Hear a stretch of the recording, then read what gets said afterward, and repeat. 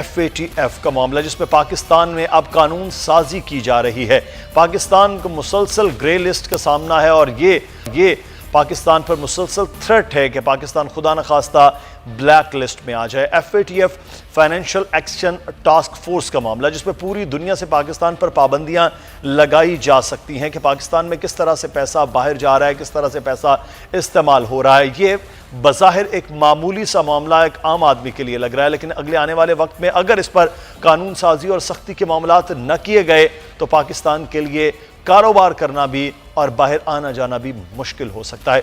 हुकूमत ने फौरी तौर पर 2018 में इक़दाम उठाया कि इसको अब तेज़ी के साथ इस पर कानून साजी का अमल शुरू किया जाए। पाकिस्तान मुसलसल अपनी कोशिशें भी कर रहा है। मैं आपको बताता हूँ, ये जो साहेब जिन्होंने शारजा क्रिकेट शुरू की, अब्दुर्रहमान रजा, ये $20 भेजा करते थे हिंदुस्तान में जहाँ ये पढ़े हैं वो, और एक मदरसे को भेजते थे, मुसलमान मदरसा। उन्होंने उनकी बीवी को पकड़ लिया कि जी आप टेरर फाइनेंसिंग कर रही हैं। अब इस तरह की जब आप चीज़ें करते हैं तो फिर आप ये मिसयूज़ भी हो सकती हैं। अथॉरिटीज़ किसी को प्रेशर करना चाहे, किसी को कजोल करना चाहे, ये वो भी कर सकते हैं। तो मैं समझता हूँ इसको आप सेपरेट करो। आप बिल्कुल जहाँ टेरर फाइनेंसिंग है उसको पकड़ो, हम तो सारे कहते हैं पाकिस्तान में पकड़ो, लेकिन अननेसेसरी लकूना और ये लॉ जो अंदर ले आते हैं इसका मिसयूज़ भी हो सकता है। तो आई थिंक इसके ऊपर डिबेट होनी चाहिए, बिकॉज आज की हुकूमत है, कल ये अपोजिशन में अगर जाएंगे तो ये भी उतने ही इफेक्टिव होंगे या अफेक्टेड होंगे जिस तरह आज मैं समझता हूँ कि अपोजिशन बेंचेस से ये बात आ रही है। So from a bigger perspective ये होना चाहिए, क्योंकि मुझे अभी तक याद है एक इदारा जिसका मैं नाम नहीं लूँगा, उनके ओनर्स को उन्होंने ये न्यूयॉर्क टाइम्स उन्होंने कह दिया ये जी टेरर फाइनेंसिंग कर रहे हैं दुबई के अंदर। उन्होंने केस लड़ा, उन्होंने इनको सू किया न्यूयॉर्क के अंदर और उसके बाद अपना नाम क्लियर किया। तो ये किसी को भी कर सकते हैं। तो मैं समझता हूँ ये इसके अंदर we have to be very careful कि आगे हम इस पे कैसे डिबेट करें। इस पे बड़ी संजीदा डिबेट होनी चाहिए मुदस्सिर, ये नहीं कि पॉलिटिकल पॉइंट स्कोरिंग, बिकॉज यहाँ पॉलिटिकल पॉइंट स्कोरिंग का टाइम ही नहीं है पाकिस्तान के लिए। वज़ीर आज़म से ही गिला हो रहा है कि हमारे हलकों के मसाइल हैं और अपने वज़ीर आज़म से अब वो गिला करके कुछ लोग उठ के बाहर पार्लियामेंट से चले गए हैं। तो अब तो मज़ीद मुश्किल खुद हुकूमत को भी हो रही है अपने अरकान पार्लियामेंट से निपटने के लिए। इसको कहते हैं parliamentarian indiscipline with in a party. आप अपने प्राइम मिनिस्टर को इस तरह अगर आप गिराओगे, इससे पहले अगर आपका कोई प्रॉब्लम है, ये होता है यूजुअली कि जो मेंबर्स होते हैं वो जाके प्राइम मिनिस्टर से ऑडियंस लेते हैं और उनको बताते हैं कि जी ये हमारी प्रॉब्लम्स हैं, आप इसको रिजॉल्व करो। अगर आप पब्लिकली आते हो और इस तरह आप नेशनल असेंबली में अगर आप बिहेव करोगे तो you don't give a very good impression of the incumbent government. आप गवर्नमेंट को आप in not so many ways, लेकिन आप गवर्नमेंट को अंडरमाइन करते हो कि ये तो गवर्नमेंट काम ही नहीं कर रही। तो अगर आप इस तरह के एक एटीट्यूड लेके चलोगे तो उसमें मैं समझता हूँ कि आप वज़ीर आज़म को लेट डाउन करते हो। This is not the way to do it. और अभी हम बात कर रहे थे लेजिस्लेचर की।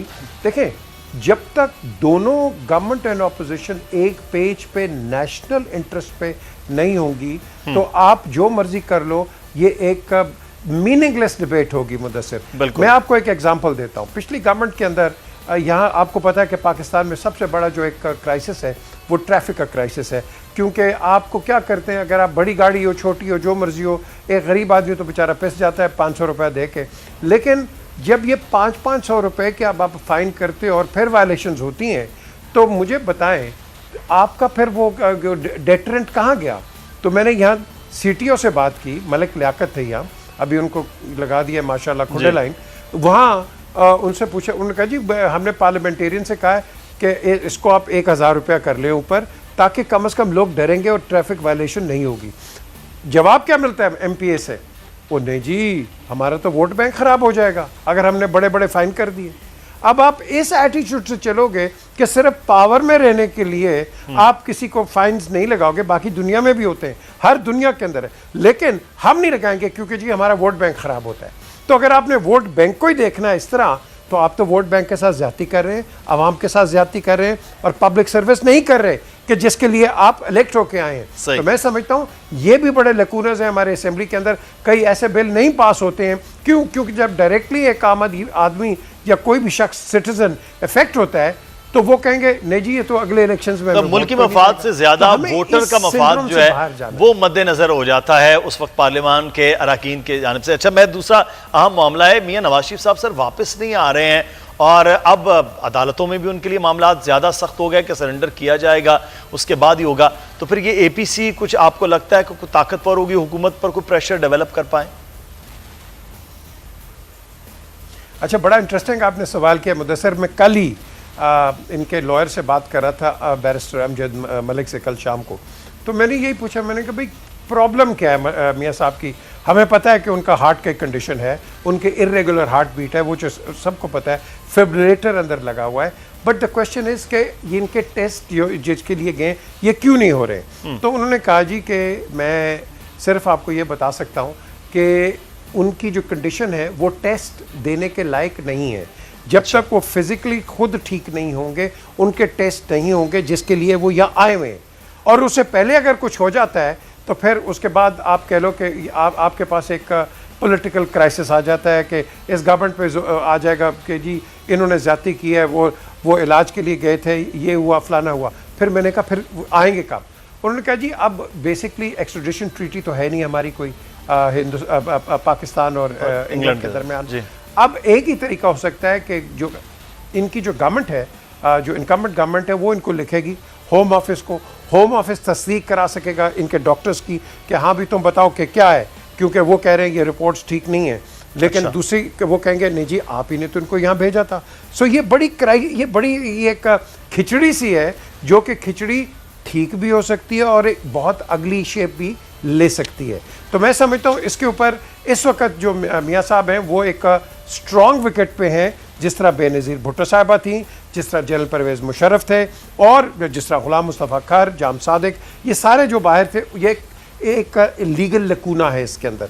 सो आप उस वक्त अभी तक कुछ नहीं कर सकते, क्योंकि प्ली ये एक ही ली जाएगी कि पॉलिटिकल विक्टिमाइजेशन हमारे साथ होगी, हमारे साथ ज़्यादती होगी, एंड सो ऑन फोर्थ। और वहाँ आपको पता है कि ह्यूमन राइट्स के जो चैम्पियंस हैं और जो भी वर्ल्ड ऑर्गेनाइजेशंस के हैं, वो इस पे बहुत आप कह लो कि कड़ी नज़र रखते हैं।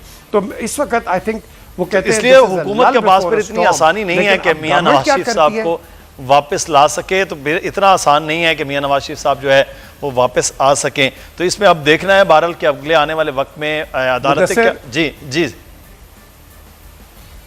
मुदस्सिर, आपने पूरा जोर लगा लिया था MQM के लीडर अल्ताफ हुसैन को लाने के लिए। आपके पास बड़े बड़े प्रूफ थे, आप कहाँ लेके आए मुझे बता देना आप। It is not easy. सही। तो मियां नवाज शरीफ साहब की भी वापसी इतनी आसान नहीं हो